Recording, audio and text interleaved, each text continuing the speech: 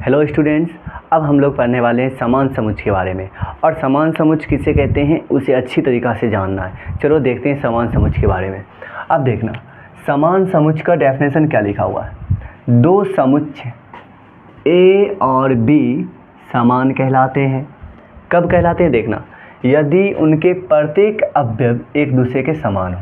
अब यहाँ पर डेफिनेशन से थोड़ा हम लोग समझ ही नहीं पाए, तो अब क्या करते हैं, अब एग्जाम्पल लेते हैं। देखें, जैसे माना कि ए एक सेट है, ठीक है, और बी भी एक सेट है।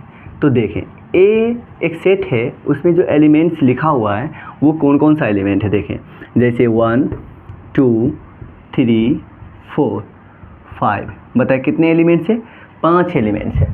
तो इसका मतलब कि इस सेट में जो है, इस समुच्चय में 5 अवयव हैं। देखिए कौन कौन सा अवयव है, 1 2 3 4 5।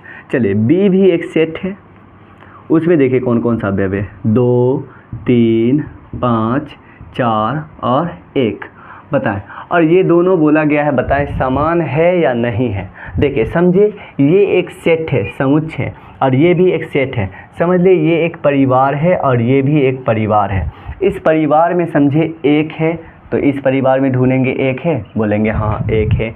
फिर बताएं, इस परिवार में 2 है, तो इस परिवार में 2 है, यस 2 है।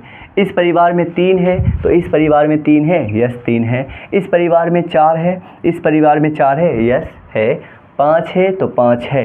तो हम क्या कहने वाले हैं, ये दोनों परिवार समान हैं, एक जैसा है। तो यहाँ पर यही डेफिनेशन लिखा हुआ था, दो समुच्चय ए, ठीक है, ए और बी को हम समान तब कहते हैं यदि उनके प्रत्येक अवयव, हर एक अवयव जो है एक दूसरे के क्या हो, समान हो। तो बताएं, यहाँ पता चलता है, तो हम बोल सकते हैं कि ये दोनों एक दूसरे के समान हैं। तो हम इसका आंसर क्या लिखने वाले, अतः ए इज इक्वल टू बी।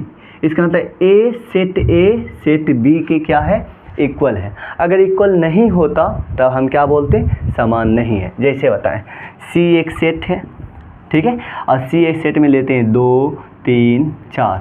बताएं क्या ए और सी, बताएं ए और सी बराबर है।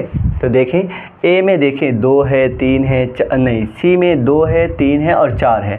तो ए में देखिए क्या है, 1 है 2 है 3 है 4 है 5 है। तो इसमें देखिए 2 अवयव ज़्यादा है, 1 और 5 है, लेकिन इसमें 1 और 5 नहीं है, तो ये दोनों एक जैसा नहीं है। तो यहाँ बोलेंगे इक्वल नहीं है। तो इस तरीक़ा से हम लोग किसके बारे में पढ़ लिए, समान सेट के बारे में पढ़ लिए।